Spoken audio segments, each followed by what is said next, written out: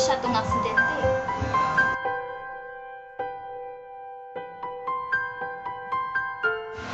He saved her life, losing his life in return. Siya ang protector ni Faye. He's always there to protect her.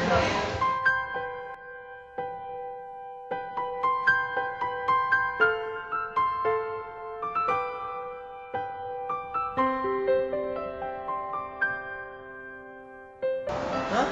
Sino mo sabot? I'm saying, siya rin makakita sa iya ni Panginoon. And if the girl ako yung same real, probably not another girl, but she herself.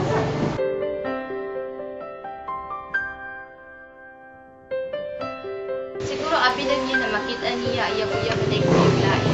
But I guess that's just part of her memory. Tama og gitagaya bracelet. Nako, ko'y makita. Naalat pagtan-aw pa narao. So, ko'y wala lagi. Oh, wait. Ano pangalan si Uyab?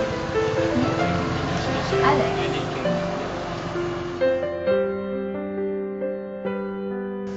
Di ba ikaw si Faye? Kinsa mo dyan ka? Si Alex. Ha?